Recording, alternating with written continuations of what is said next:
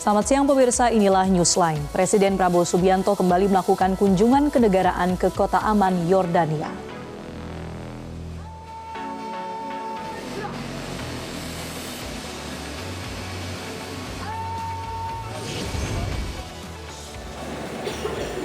Bank Indonesia resmi mengintensifkan program Semarak Rupiah Ramadan dan Berkah Idul Fitri 2026 guna memenuhi lonjakan permintaan uang kartal menjelang Lebaran.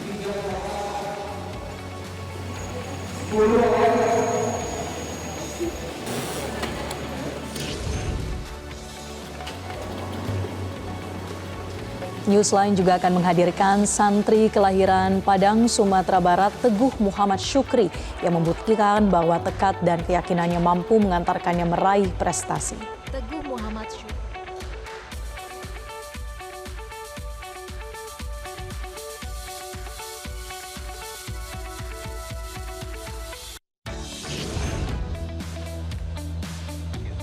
Halo, selamat siang pemirsa. Senang sekali Newsline dapat kembali menjumpai Anda bersama saya Marcelina Tumunyo. Dan saya Gemma Tanjung. Sejumlah informasi sudah kami siapkan untuk Anda dan spesial benar-benar pemirsa. Newsline juga akan hadirkan untuk Anda segmen Mencari Hafiz. Inilah program Newsline selengkapnya untuk Anda.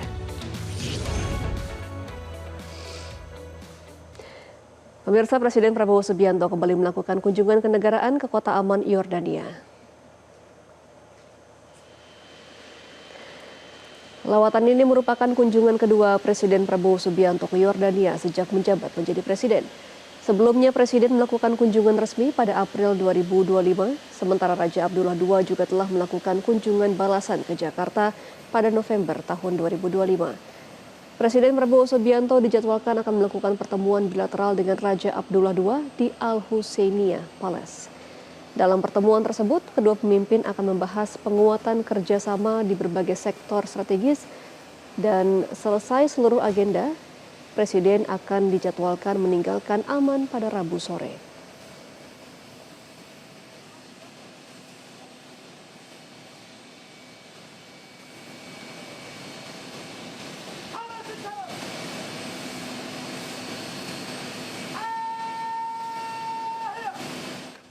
Presiden Prabowo Subianto dan Raja Yordania King Abdullah II akan menggelar pertemuan bilateral tingkat tinggi di Istana Basman Al-Makwar.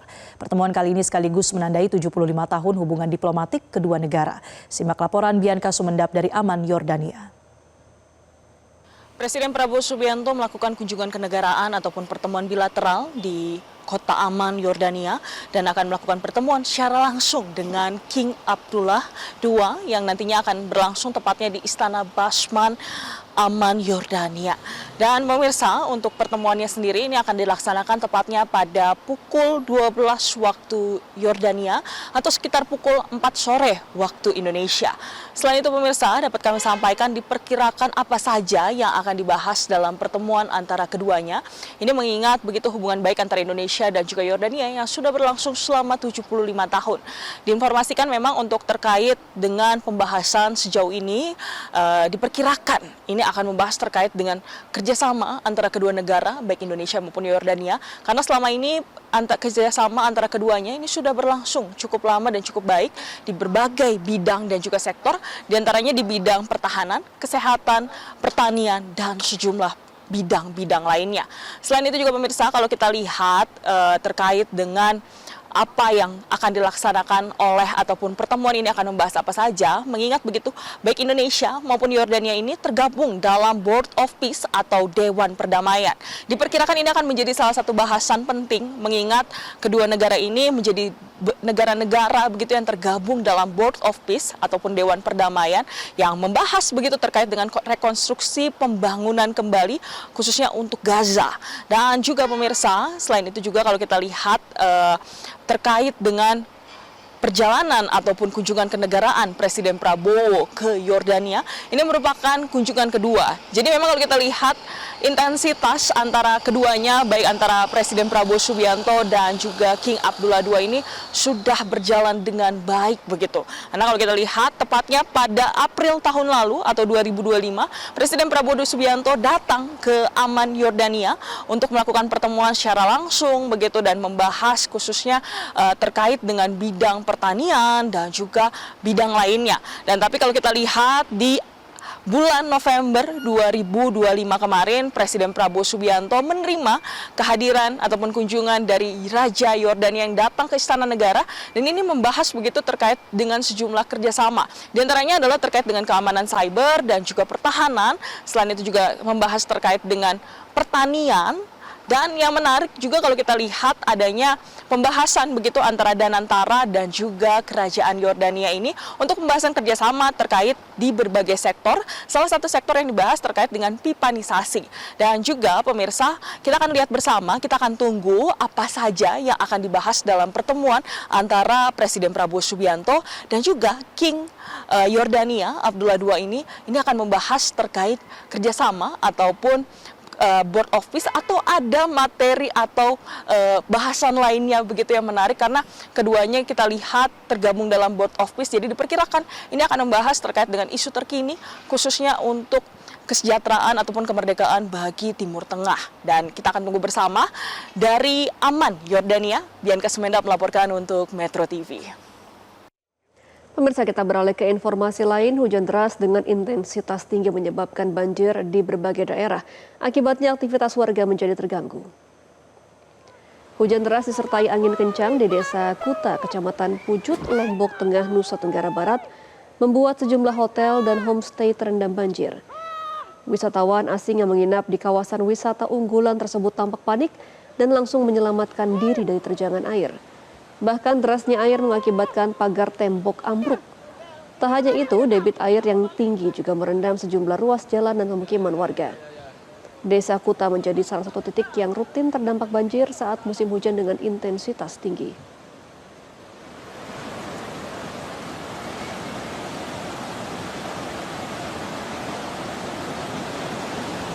Ya, riban itu anu. Awas anak ke dalam uang.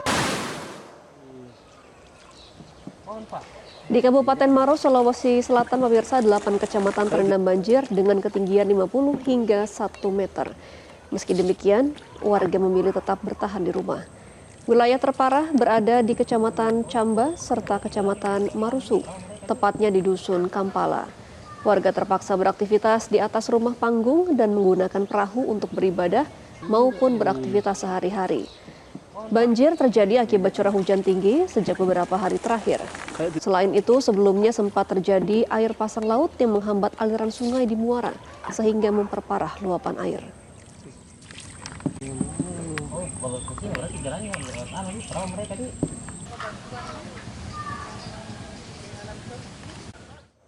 Banjir masih merendam pemukiman warga di Kabupaten Karawang, Jawa Barat. Meski demikian, banjir sudah mulai surut dibandingkan hari sebelumnya. Berikut laporan Endita Triantara dan juru kamera Yahdin Syafrizal dari Karawang, Jawa Barat.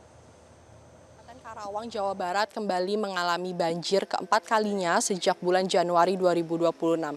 Hal ini disebabkan oleh curah hujan yang cukup tinggi sejak awal tahun dan juga buruknya penampungan air di sekitar Kabupaten Karawang. Dan tempat saya saat ini berada, yaitu Desa Karanglinggar, Kecamatan Teluk Jambe Barat, memang menjadi salah satu lokasi yang paling signifikan terdampak. Seperti di belakang saya, pemirsa, hingga saat ini memang masih terdapat banjir setinggi sekitar 50 cm yang masih membuat warga-warga harus mengungsi di posko-posko yang sudah disediakan. Tetapi memang di ujung sana, di sawah yang ada di ujung jalan itu memang mengalami banjir yang cukup lebih tinggi sekitar 2 meter. Dan berdasarkan obrolan yang tadi saya sempat lakukan dengan warga-warga sekitar, mereka mengatakan memang pada awal saat banjir terjadi di hari Jumat, rumah pun terendam banjir dengan ketinggian 1,5 meter. Dan ini disebabkan beberapa faktor, selain juga faktor buruknya penampungan air di daerah Desa Karanglinggar, Kecamatan Teluk Jambe Barat, yang salah satunya adalah bentuk kontur jalan yang seperti menurun dan juga cekung, sehingga ini untuk air memang mudah masuk tetapi susah untuk surut, sehingga hal inilah yang menyebabkan banjir ini memakan waktu cukup lama untuk surutnya. Sampai saat ini banjir pun masih ada seperti itu, dan memang hingga saat ini warga tentunya masih berharap bahwa bantuan dari pemerintah daerah terus berdatangan untuk menambah penampungan air sehingga banjir seperti ini tidak akan terjadi lagi dan juga mereka dapat beraktivitas kembali seperti normal. Pemirsa, pemerintah melalui Kementerian Pekerjaan Umum terus melakukan penanganan banjir di Karawang, Jawa Barat. Penanganan darurat maupun permanen yakni dengan membuat proyek pengendali banjir. Balai Besar Wilayah Sungai Citarum bersama Kementerian Pekerjaan Umum terus berupaya melakukan penanganan banjir di Karawang, Jawa Barat. Saat ini pengerjaan proyek pengendali banjir baru mencapai 25%. Faktor cuaca seperti hujan maupun banjir menjadi salah satu penghambat pengerjaan. Proyek pengendali banjir yang dikerjakan meliputi normalisasi sungai, pembuatan pintu air, pembangunan tanggul, serta pembuatan rumah pompa. Rencananya proyek tersebut akan selesai pada bulan Juli tahun 2026. Dan diharapkan dengan selesainya proyek pengendali banjir dapat mencegah terulangnya kembali banjir saat musim hujan tiba. Setelah banjir baru 20%, mungkin kemarin sempat surut ya, material masuk lagi, ada pengerjaan lagi ya, sepertinya masih 25-30% lah. Ya, terkendala itu banjir.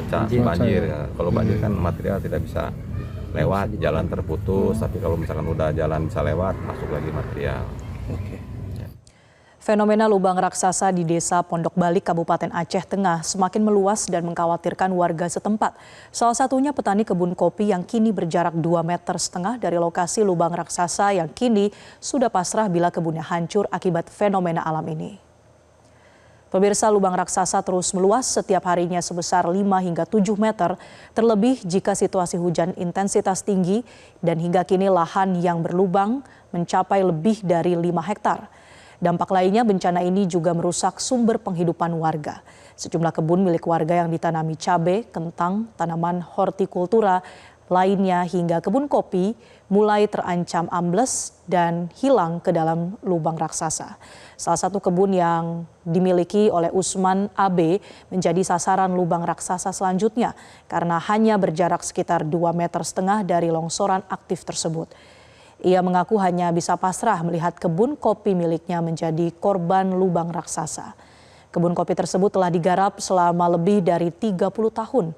Usman sempat menyampaikan bahwa dari hasil kebun kopi inilah ia mampu menyekolahkan anak-anaknya hingga berhasil dan mandiri saat ini. Usman berharap takdir Tuhan agar kebunnya tetap utuh. Saya tinggal peserah. Yang ada saya minta izin kepada tanah nih. Anak saya sudah dia besarkan, sudah dia kuliahkan semua, sudah kawin, sudah berumah masing-masing dari bibit dari tanah ini. Jadi saya keberangkatan tanah ini saya harus ikhlas. Walaupun di pembicaraan kita bencana, tapi saya harus ikhlas. Sudah sampai waktunya. 30 tahun lebih tanah ini bersama saya. Pemirsa, usai jeda di Newsline informasi untuk Anda diantaranya mengenai Bank Indonesia resmi mengintensifkan program Semarak Rupiah Ramadan dan Berkah Idul Fitri tahun 2026 guna memenuhi lonjakan permintaan uang kartal menjelang Lebaran. Sesaat lagi.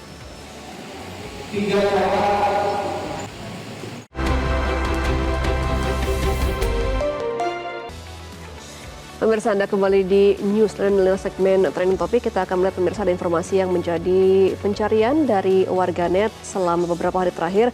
Ini terkait dengan pemberian THR ya, Marcel, untuk sanak saudara, karena banyak sekali yang sudah mulai menukar uang rupiah cash di Bank Indonesia. Kita akan melihat bagaimana caranya ya, Marcel ya. Iya, betul sekali. Ini jangan sampai ketinggalan juga karena ini ada yang dibuka secara resmi oleh Bank Indonesia untuk penukaran uang baru supaya nanti bisa lebih leluasa dan juga sesuai dengan budaya kita ya, memberikan salam tempel begitu. Nah, pemirsa, informasi selengkapnya tunggu apa lagi bersama Kata Oma.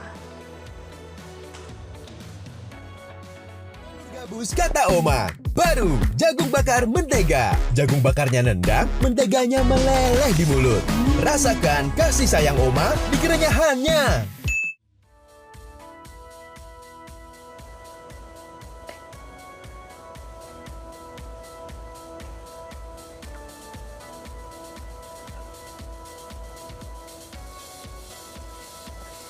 Iya, pemirsa, Bank Indonesia ini sudah resmi mengintensifkan program Semarak Rupiah Ramadan dan juga Berkah Idul Fitri atau disingkat Serambi 2026 guna memenuhi lonjakan permintaan uang kartal atau uang cash menjelang Lebaran. Nah, tahun ini pemirsa, Bank Indonesia mengalokasikan uang layak edar sebesar 185,6 triliun rupiah atau meningkat dari tahun sebelumnya yang berada di angka 180,9 triliun rupiah. Peningkatan alokasi ini sejalan dengan proyeksi pertumbuhan ekonomi nasional dan mobilitas masyarakat yang diperkirakan akan memuncak pada April mendatang, di mana BI juga menyediakan total ada 8.755 titik layanan penukaran yang tersebar di seluruh kantor perbankan dan lokasi strategis melalui kas keliling. Ya, nah berbeda dengan tahun-tahun sebelumnya pemirsa, Bank Indonesia tahun ini juga menerapkan sistem paket penukaran dengan batas maksimal 5,3 juta rupiah per orang. Kebijakan ini diambil untuk memastikan aspek keadilan bagi seluruh lapisan masyarakat.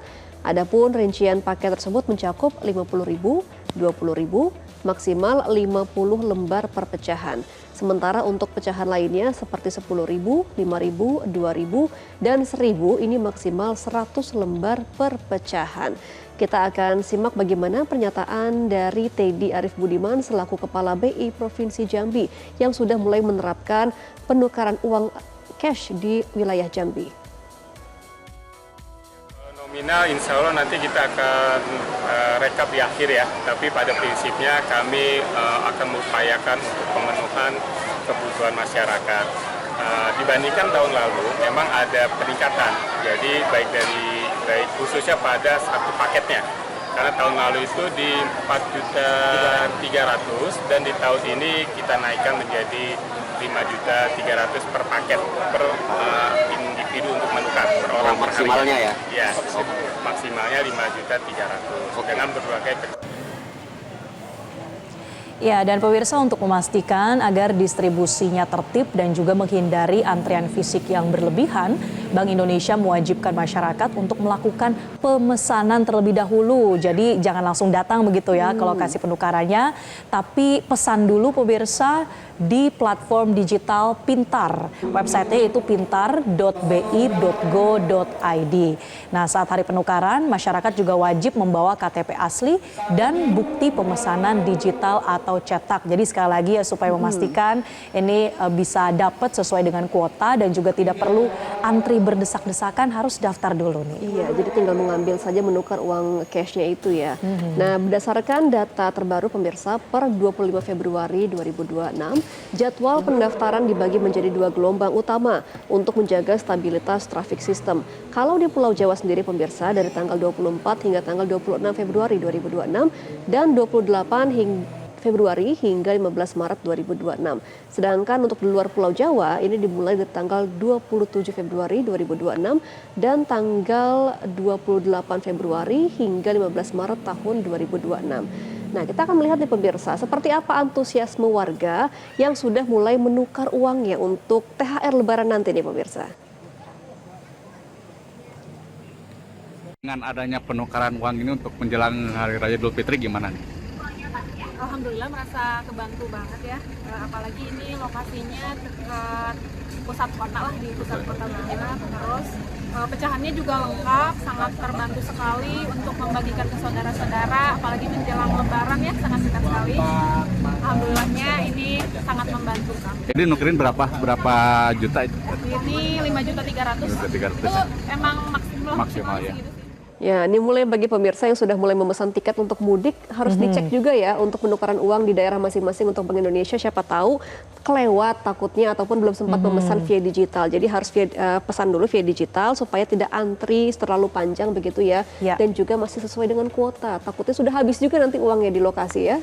Betul, pasti sudah mulai budgeting dan tentunya juga waspada nih pemirsa, jangan sampai tergoda untuk menukarkan di loket-loket yang tidak resmi. Karena kan kerap kali ini jadi fenomena atau modus ya. Setiap hari raya ada yang membuka penukaran uang cash di pinggir jalan begitu. Nah, ini harus diwaspadai. Kita pastikan untuk menukarkan uang kartal di loket-loket resmi, salah satunya di Bank Indonesia. Iya, dan juga diingat ya untuk maksimal per orang ini hanya bisa menukar sekitar 5,3 juta rupiah. Jadi jangan kebanyakan nukarnya, takutnya ntar kuotanya nggak ada dan malah kecewa pas nyampe lokasi ya Marcel. Iya, dan pemirsa itu tadi informasi dalam trending topik kita untuk hari ini. Namun tetaplah bersama kami, usai jeda Newsline akan hadir dengan informasi lainnya.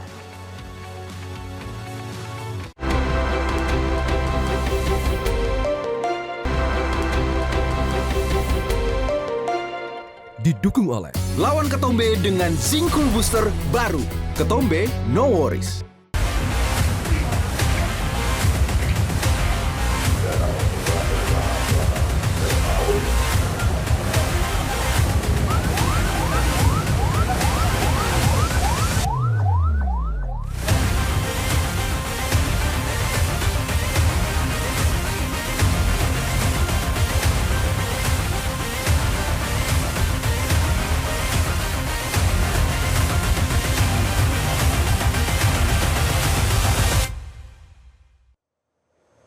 Pemirsa, Anda kembali di Newsline dan inilah segmen berkas berita fakta dan kriminalitas.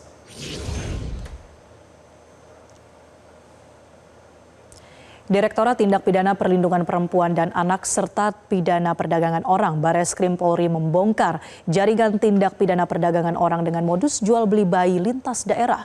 Polisi menetapkan 12 orang sebagai tersangka dari praktik ilegal yang dilakukan melalui media sosial ini. Pengungkapan kasus disampaikan oleh Direktur Tindak Pidana PPA dan PPO Bareskrim Polri, Nurul Azizah dalam konferensi pers di Gedung Bareskrim Polri Jakarta. Jaringan perdagangan bayi tersebut beroperasi di berbagai wilayah, mulai dari Jakarta, Banten, Jawa hingga Kalimantan, Sulawesi, Papua, dan Bali, dengan aktivitas berlangsung sejak 2024. Sebanyak 12 tersangka ditetapkan, terdiri dari 8 orang perantara dan 4 orang tua kandung. Para pelaku menawarkan bayi kepada calon pengadopsi melalui media sosial seperti TikTok dan Facebook. Dari praktik jual beli bayi ini, para tersangka meraup keuntungan hingga ratusan juta rupiah. 7 bayi telah diselamatkan dan kini menjalani asesmen oleh Kementerian Sosial. Para tersangka dijerat dengan Undang-Undang Perlindungan Anak dan Tindak Pidana Perdagangan Orang dengan ancaman hukuman maksimal 15 tahun penjara. Polri mengimbau masyarakat agar waspada terhadap modus adopsi ilegal yang marak dilakukan melalui media sosial. Kemudian bayi yang berhasil diselamatkan, sebagaimana tadi disampaikan Bapak Wakabareskrim, ada 7 orang bayi dan saat ini masih dalam proses asesmen oleh Kementerian Sosial. Kemudian tentunya kami menghimbau kepada seluruh masyarakat agar meningkatkan kewaspadaan terhadap berbagai modus perdagangan bayi yang kerap disamarkan sebagai proses adopsi atau pengangkatan anak, agar masyarakat tidak mudah percaya pada tawaran pengangkatan anak tanpa prosedur yang resmi. Tentunya dalam hal ini Polri bersama-sama dengan masyarakat komitmen untuk menindak tegas segala bentuk tindak pidana perdagangan orang guna menjamin kepastian hukum dan pelindungan yang optimal bagi anak dan kelompok rentan. Demikian. Pemirsa, penyidik Polres Sika menetapkan pasangan suami istri sebagai tersangka dalam kasus dugaan tindak pidana perdagangan orang atau TPPO yang diduga melibatkan eksploitasi terhadap 13 korban asal Jawa Barat. 2 tersangka tersebut berinisial YCG, W, dan MAAR yang merupakan pasangan suami istri, juga merupakan pemilik dan penanggung jawab Eltras Pub dan Karaoke di Merauke, Kabupaten Sika, NTT. Gelar perkara penetapan tersangka berdasarkan hasil penyidikan terhadap aktivitas di pub dan karaoke yang diduga melibatkan eksploitasi terhadap 13 korban. Usai ditetapkan sebagai tersangka, polisi kemudian menyerahkan surat panggilan kepada tersangka untuk menjalani pemeriksaan. Penetapan tersangka dilakukan setelah penyidik memperoleh lebih dari 2 alat bukti yang sah sebagaimana diatur dalam KUHP.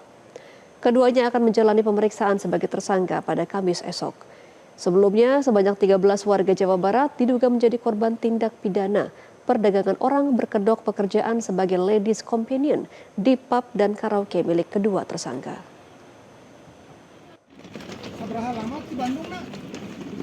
Hasil kesimpulan dalam gelar perkara itu, kita menyimpulkan menetapkan tersangka berinisial YCGW dan MAAR dengan pasal yang kita sangkakan, pasal 55 ayat 1 ayat 2, pasal 20 huruf A dan C Undang-Undang 1 tahun 2023 tentang KUHP, junto Undang-Undang 1 tahun 2026 tentang penyesuaian pidana.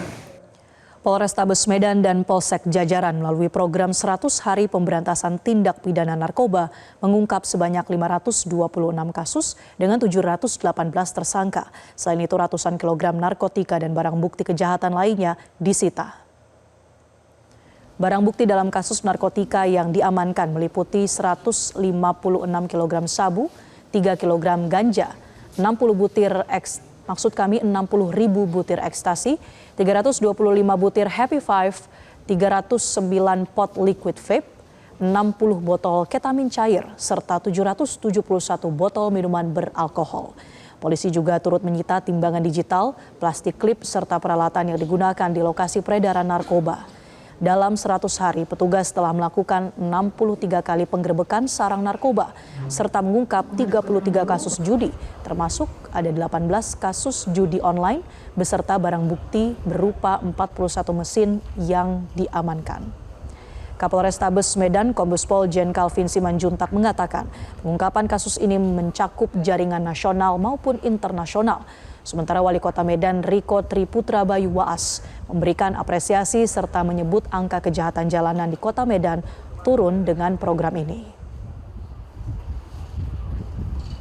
100 hari di dalam pemberantasan tindak pidana narkoba di wilayah hukum Polrestabes Medan, termasuk di dalamnya adalah grebek sarang narkoba yang tentunya ini berbicara dengan barak-barak narkoba dan loket-loket narkoba, dan peredaran itu pun ternyata menyasar di tempat-tempat hiburan malam di wilayah Polrestabes Medan.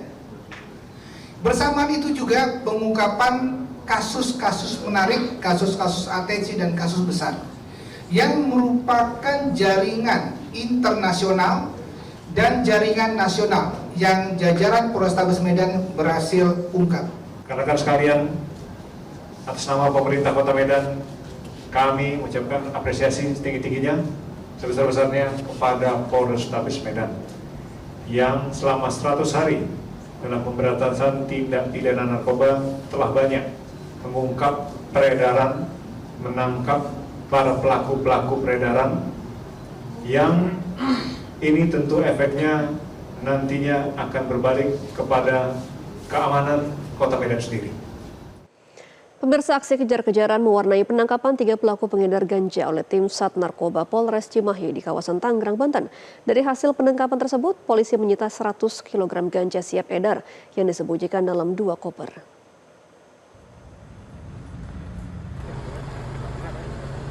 Pemirsa, inilah detik-detik saat anggota Sat Narkoba Polres Cimahi melakukan pengejaran terhadap 2 pelaku pengedar ganja di kawasan Tangerang, Banten. Setelah diwarnai aksi kejar-kejaran, polisi berhasil menangkap 2 pelaku serta menyita barang bukti 100 kg ganja yang disembunyikan dalam 2 koper.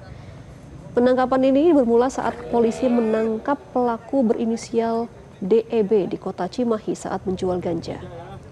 Setelah dilakukan pengembangan, polisi meringkus 2 pelaku lainnya dengan barang bukti 1 kuintal ganja. Menurut Kapolres Cimahi, AKBP Niko N. Adiputra, para pelaku merupakan pengedar antar provinsi.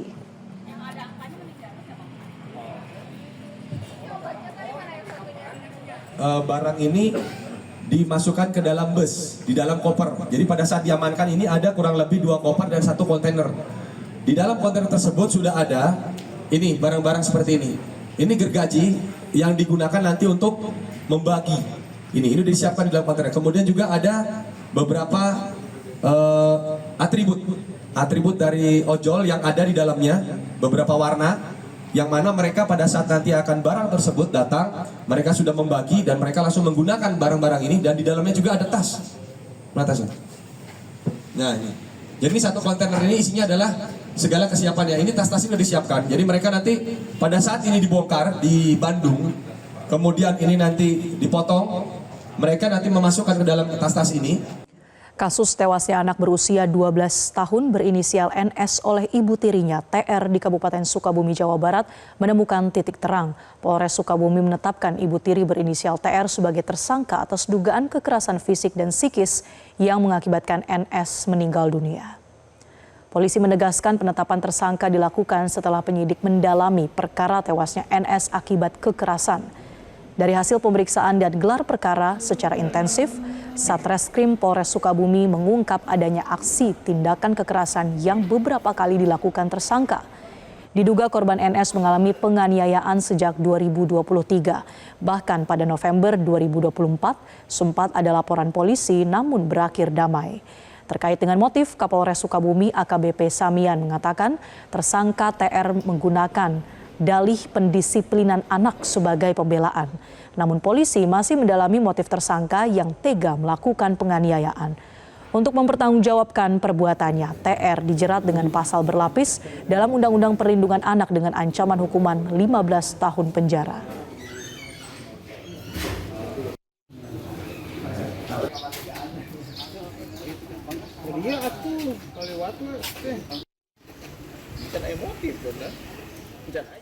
Pemirsa, usai jeda Newsline masih akan kembali untuk Anda. Tetaplah bersama kami.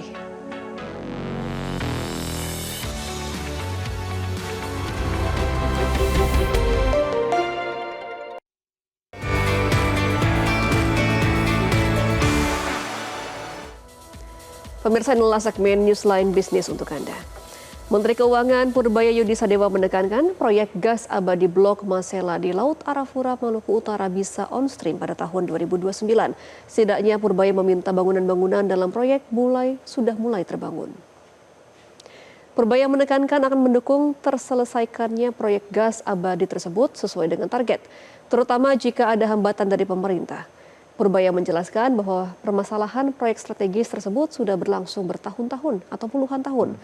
Hal tersebut diungkapkan dalam rapat koordinasi proyek strategis nasional onshore and LNG abadi Masela yang ia pimpin di Kementerian Keuangan. Untuk ini Pak, groundbreaking untuk udah lama kan proyeknya.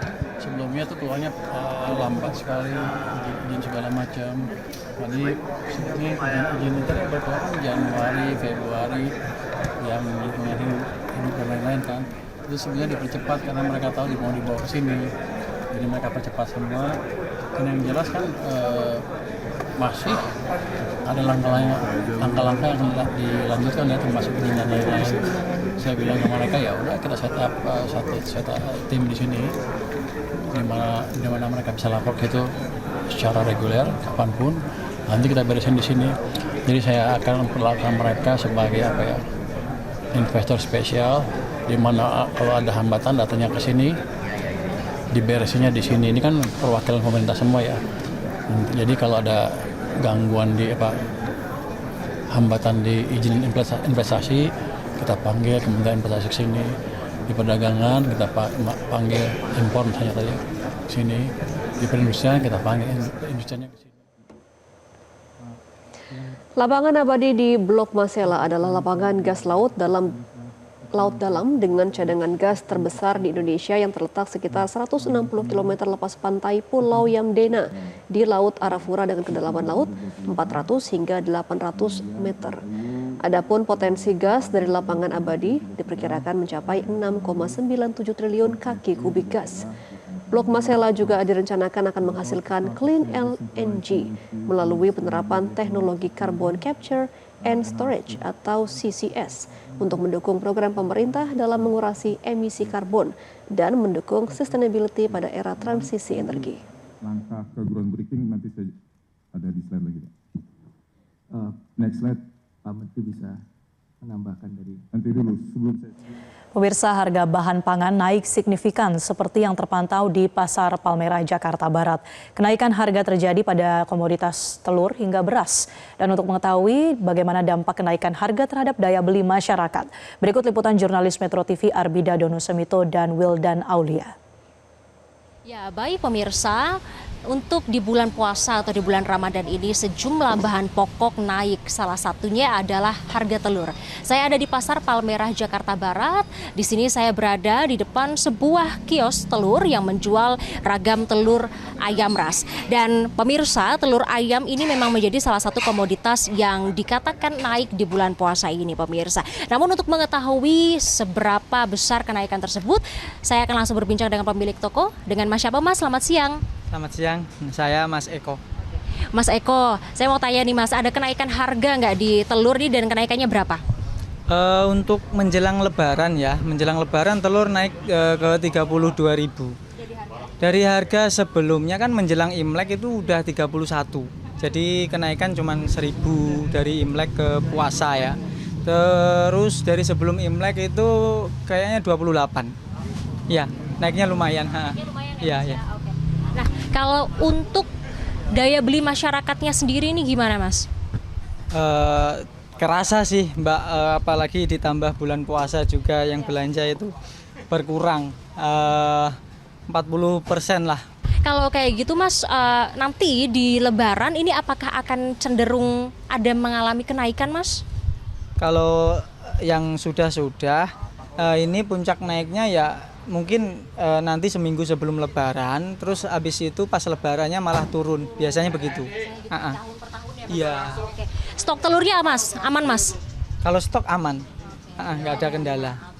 Yang terakhir, Mas, apa yang mau disampaikan ke pemerintah nih, Mas? Karena kan janjinya pemerintah pengen menstabilkan harga nih di bulan Ramadan, tapi ini naik nih. Ya, semoga cepat terwujud lah harga murah, jadi rakyat juga maksudnya serba cukup lah gitu, nggak pada menjerit harga mahal, pada komplain yang aturan beli sekilo jadi setengah kayak gitu, pada dikurang-kurangin gitu, daya belinya kan biar makin meningkat lagi gitu. Jadi artinya pembeli dan penjual sama-sama diuntungkan ya? Betul sekali. Mas Eko, terima kasih untuk waktunya, sukses selalu. Dan itu tadi pemirsa perbincangan saya dengan Eko, salah satu penjual atau pemilik kios telur yang ada di Pasar Palmerah. Namun tidak hanya telur saja, tadi kami juga melihat di sejumlah toko seperti 3 komponen yang berpengaruh kepada inflasi seperti beras, cabai, dan juga daging-daging.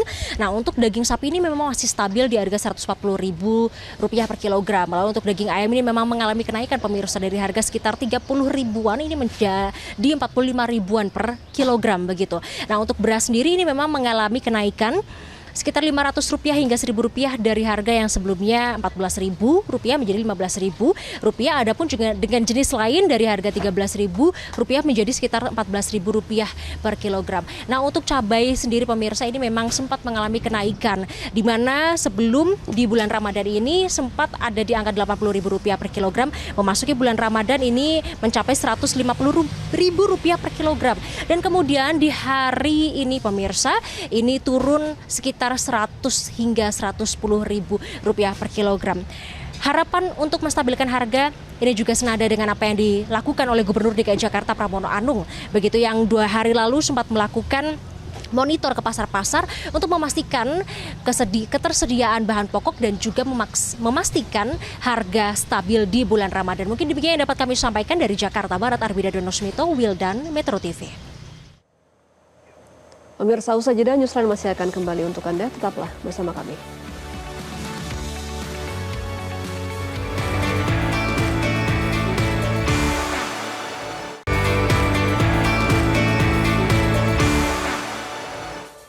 Pemirsa, Anda kembali bersama kami di Newsline Bisnis. Kementerian Investasi dan Hilirisasi BKPM menerbitkan surat edaran Menteri Investasi dan Hilirisasi Kepala BKPM nomor 1S tahun 2026 tentang ketentuan penerbitan kesesuaian kegiatan pemanfaatan ruang atau KKPR darat bagi usaha mikro. Mekanisme ini memangkas prosedur yang sebelumnya berlapis sehingga proses menjadi lebih sederhana. Melalui kebijakan ini, penerbitan KKPR darat bagi usaha mikro kini dapat dilakukan cukup dengan pernyataan mandiri melalui sistem online single submission atau OSS, sehingga proses menjadi lebih sederhana, cepat, dan tidak memberatkan pelaku usaha kecil. Hingga saat ini tercatat 14,9 juta pelaku usaha mikro telah memiliki nomor induk berusaha atau NIB di sistem OSS. Jumlah ini mencapai 96,9% dari total keseluruhan NIB yang terdaftar. Capaian ini menunjukkan tingginya antusiasme pelaku usaha mikro untuk masuk ke sektor formal.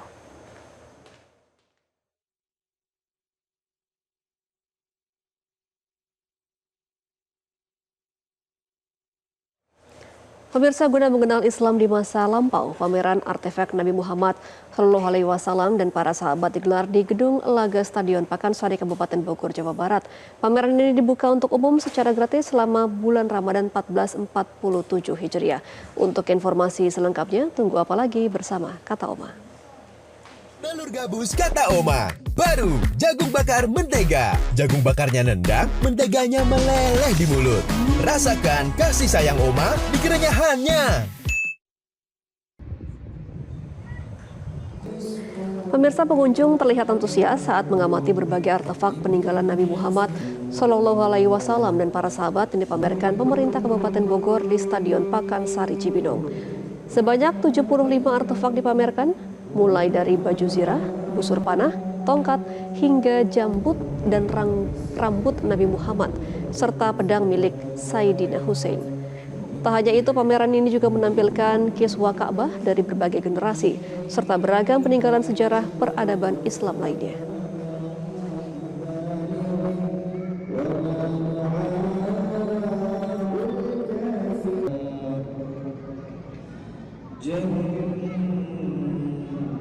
Saya sangat terkesan sekali, sangat takjub, sangat luar biasa. Jadi dengan adanya pameran ini, luar biasa. Saya menambah wawasan, banyak orang-orang yang juga berilmu, menambah ilmu lagi.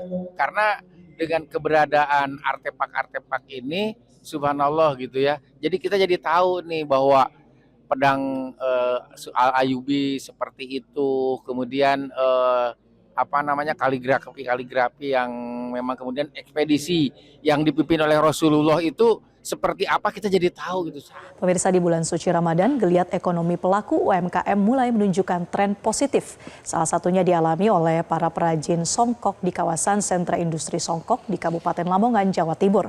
Permintaan songkok sejak menjelang Ramadan hingga kini melonjak drastis hingga 3 kali lipat dibanding bulan biasa. Rumah produksi milik Ahmad Rohman ini salah satunya. Jika pada hari biasa hanya mengirim sekitar 3.000 kodi per bulan, kini jumlahnya meningkat drastis hingga tembus 9.000 kodi. Kondisi ini membuat para perajin terpaksa menambah tenaga lepas hingga menambah jam kerja atau lembur agar seluruh pesanan dapat terkirim tepat waktu selama bulan Ramadan. Meski permintaan membludak, para perajin tetap mengutamakan kualitas dengan menggunakan bahan bludru premium agar nyaman saat digunakan beribadah dalam waktu lama. Untuk harga satu buah songkok dibanderol mulai dari Rp40.000 hingga Rp100.000, tergantung pada bahan serta motif. Dan selain di Pulau Jawa, songkok khas Lamongan juga mulai merambah hingga Sumatera dan Kalimantan. Ya, alhamdulillah untuk pesanan melonjak dari sekitar antara 80% sampai 90% dibandingkan hari-hari biasa. Kalau hari-hari biasa sampai berapa produksinya, Pak? Kita untuk produksi keseluruhan sekitar antara 3.000 kodi. Itu total itu berapa biji, Pak? Seperti itu. Kalau 3.000 sekitaran berapa itu? 60.000. 60.000. Kalau untuk Ramadan ini sekitaran 6.000 kodi. Sejumlah produk usaha mikro, kecil, dan menengah atau UMKM kini telah tersedia di gerbong kereta api jarak jauh atau Loco Cafe. Dipamerkan ya, UMKM itu merupakan tindak lanjut kolaborasi Kementerian Perdagangan dengan PT KAI serta dukungan Kementerian Perhubungan guna memperluas akses pasar. Menteri Perdagangan Budi Santoso mengatakan dari 50 perusahaan yang telah dikurasi, sebanyak 6 UMKM telah terpilih. 4 UMKM produknya dijual di dalam kereta, sedangkan 2 lainnya dijual di Loco Cafe. Hal itu ia katakan usai meninjau UMKM di Stasiun Gambir, Jakarta pada Selasa sore. Menurutnya program itu menjadi salah satu strategi untuk meningkatkan daya saing serta popularitas produk UMKM dengan memanfaatkan jumlah penumpang kereta api. Ia mengatakan produk UMKM itu dipasarkan di 15 jalur kereta intercity dengan potensi pasar mencapai 51 juta rupiah penumpang. 51 juta penumpang per tahunnya.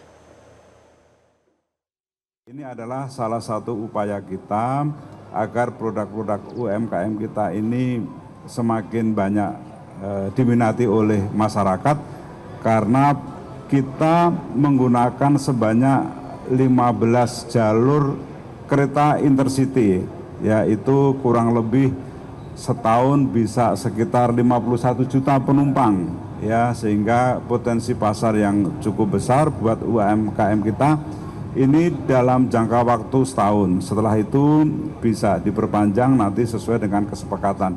Pemirsa, sosok Teguh Syukri, penghafal 30 juz Al-Quran, membuktikan tekadnya dalam berjuang di tengah keterbatasan melalui jalan Hafiz Quran. Akan hadir sesaat lagi dalam segmen Ramadan Mencari Hafiz bersama Anggi Hasibuan.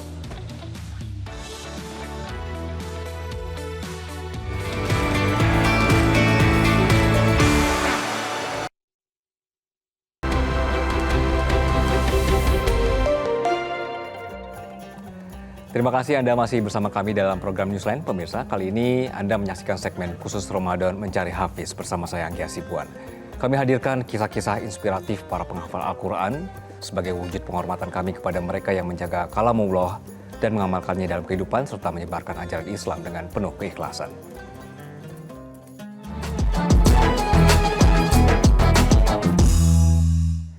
Kali ini kami perkenalkan Teguh Muhammad Syukri, seorang santri kelahiran Padang, Sumatera Barat, membuktikan bahwa tekad dan keyakinan mampu mengantarkannya meraih segudang prestasi dan telah menuntaskan hafalan 30 juz Al-Quran. Qalu bala walakin haqqat kalimatul azabi 'alal kafirin.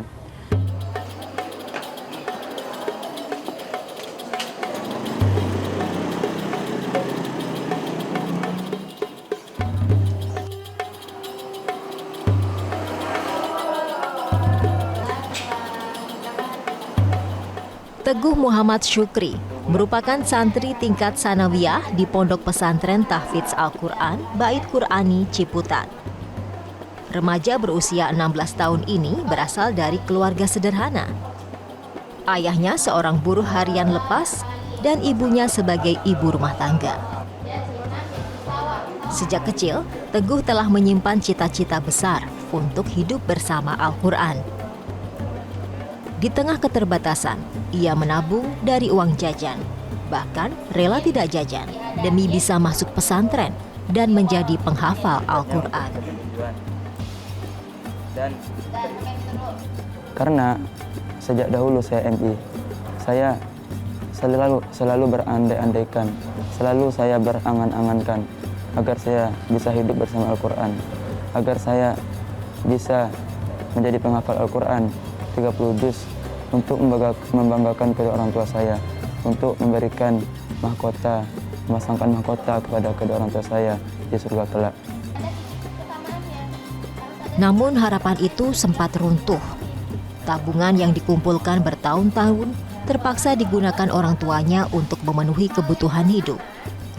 Teguh mengaku terpukul, namun memilih bertahan dengan keyakinan bahwa Allah selalu membuka jalan bagi hambanya yang bersabar. Doa Teguh akhirnya terjawab melalui seorang donatur yang mau membiayai pendidikannya hingga ia bisa menimba ilmu di pesantren. Namun hidup seakan tak berhenti berjuang. Sang donatur wafat. Namun tangan-tangan baik membuka jalan Teguh untuk terus melanjutkan pendidikan. Ketika saya sudah lulus dari pondok pesantren ini, ialah saya ingin menjadi orang yang bermanfaat di tengah-tengah umat nanti di luarnya.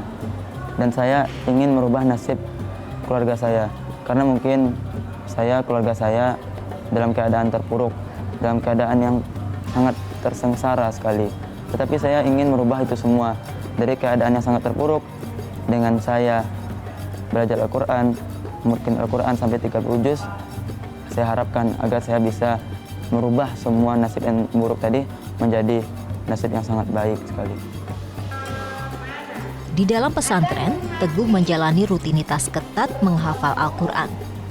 Tantangan melawan lelah, kantuk, dan godaan ingin bermain menjadi ujian harian yang harus dilawannya dengan disiplin dan niat yang kuat. Kini, di usia 16 tahun, Teguh telah menuntaskan hafalan 30 juz Al-Quran. Ia berharap kelak dapat menjadi pribadi yang bermanfaat bagi umat, sekaligus menjadi jalan perubahan bagi keluarganya melalui Al-Quran.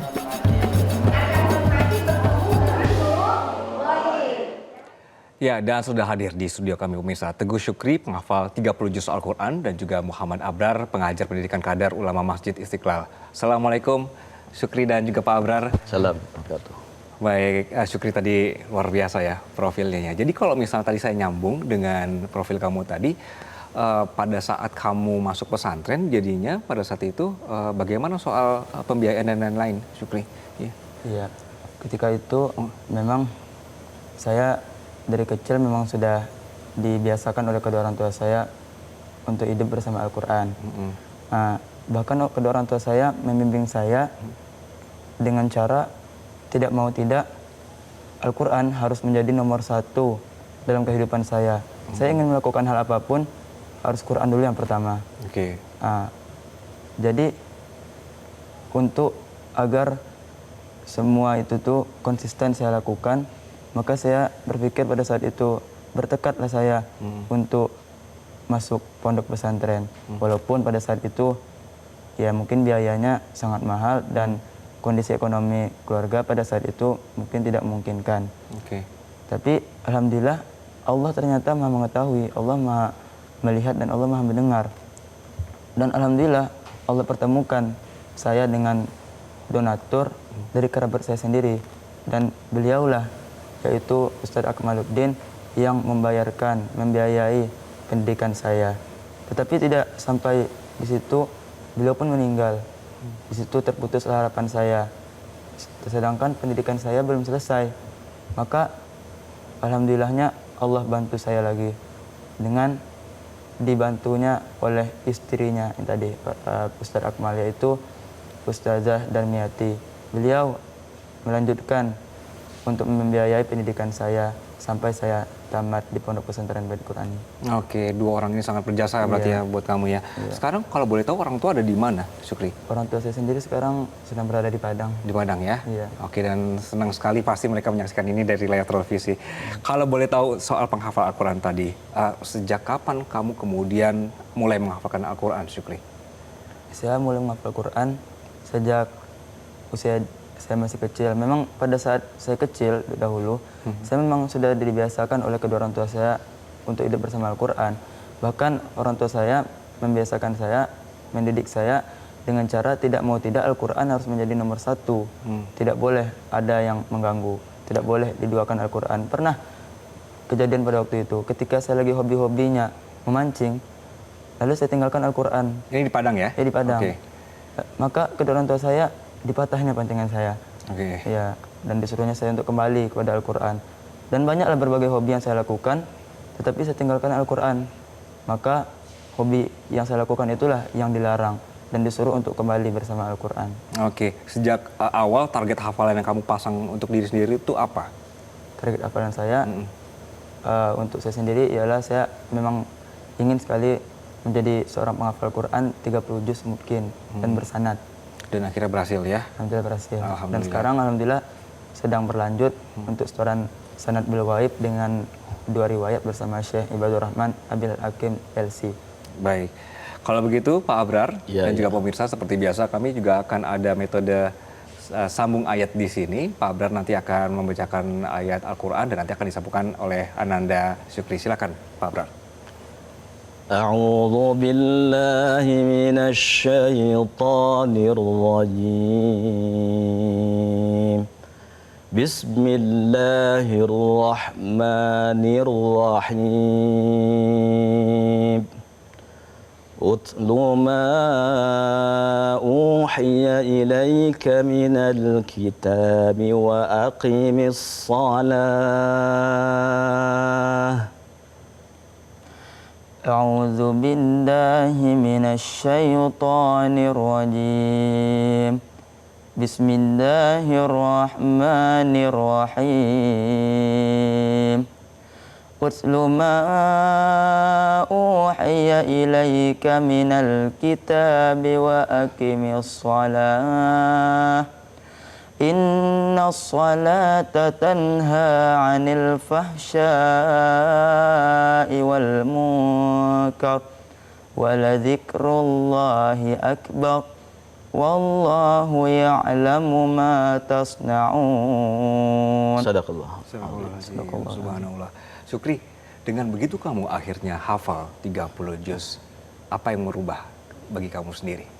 Bagi saya sendiri, alhamdulillah setelah saya rampung menyelesaikan hafalan saya 30 juz, saya merasakan pada diri saya sendiri banyak perubahan demi perubahan yang saya alami. Ya, terutamanya perubahan menjadi lebih baik dan perubahan menjadi lebih bermanfaat di tengah-tengah orang lain. Tapi yang lebih mencoloknya ialah perubahan yang saya alami ialah ketika saya ingin melakukan berbagai hal apapun, dulu sebelum saya rampung Al-Quran 30 juz, untuk melakukan hal itu sangat sulit sekali dan saya terasa sangat memikul beban yang sangat berat sekali. Sulitnya apa tuh, Syukri? Sulitnya untuk melakukan hal itu karena Quran belum selesai. Oke. Nah, tapi ketika sudah rampung, alhamdulillah Quran saya, dan untuk melakukan berbagai hal apapun, dan itu terasa sangat mudah dan tidak ada Semua rasa beban. dilancarkan gitu Iya, ya? alhamdulillah semua dilancarkan oleh Allah. Oke, berarti dulu tidak nyesal orang tua maksa untuk hafal Al-Quran Iya. ya? Oke, Pak Abrar, dengan umur muda sekali ini Syukri ya, dan hafal 30 juz. Apa kemudian Bapak melihat sosok-sosok remaja ini kemudian bisa sampai hafal Betul, Al-Quran betul. Jadi tadi kan kisahnya itu ya menarik ya. Dari keterbatasan ekonomi, kemudian dia juga sempat dikasih donasi ya dari dari gurunya, dan itu terputus jadinya dan dilanjutkan lagi ya. Ini menunjukkan kalau penghafal Quran itu punya banyak jalan untuk bisa mencapai 30 juz khatam seperti Syukri ini ya. Dan memang umur 12 tahun sampai 18 tahun ya, itu umur yang ideal dalam menghafal Quran. Jadi salah satu penunjang dalam menghafal Quran itu dari segi umur ya. Di umur 12 tahun sampai 18 itu fase pengembangan otak, sehingga anak-anak yang berusia di situ mudah menghafalkan Quran. Termasuk Syukri tadi ya. Sudah menyelesaikan hafalannya 30 juz di umur 17 tahun ya. Alhamdulillah. Dan mudah-mudahan ini juga semakin menginspirasi ya yang anak-anak muda ya, Pak Abrar, bahwa dengan tekad, dengan keinginan dan juga disiplin, Syukri ini bisa hafal. Kamu ada yang mau disampaikan kepada orang tua yang berada di Padang dan juga 2 orang yang berjasa tadi ya, salah satunya juga kepada almarhum ya. Iya. Silakan Syukri. Saya sendiri berterima kasih kepada kedua orang tua saya karena telah membimbing saya dari dulu. Dengan bimbingan tersebut sampai sekarang alhamdulillah masih membekas terhadap diri saya. Jadi setiap saya ingin melakukan hal apapun, saya selalu ingat harus Quran dulu, jangan menduakan Al-Quran. Dan juga saya berterima kasih juga kepada donatur Ustadz Akmal almarhum dan juga kepada Ustadzah Darmiyati yang telah membiayai pendidikan saya selama di pondok pesantren. Karena saya bayangkan kalau andaikan saya tidak ada biaya untuk masuk pesantren, mungkin saya sampai sekarang tidak akan menjadi seorang penghafal Quran. Ya, jadi alhamdulillah saya bersyukur karena ada yang mau membiayai pendidikan saya sampai selesai. Baik, kalau begitu Syukri terima kasih sudah berbagi ceritanya bersama kami, dan Pak Abrar juga terima kasih sudah hadir di sini. Sekali lagi mudah-mudahan ini menginspirasi yang muda juga untuk mau belajar Al-Quran dan menghafalnya dan menyebarkannya. Terima kasih. Assalamualaikum. Dan demikian pemirsa Mencari Hafiz kali ini. Semoga sosok kali ini, sosok Syukri, bisa menjadi inspirasi Anda untuk tetap mentauladani Al-Quran dan saksikan terus Mencari Hafiz setiap hari di program Newsline selama bulan Ramadan. Saya Anggi Hasibuan, wakil segenap kru yang bertugas pamit undur diri. Assalamualaikum.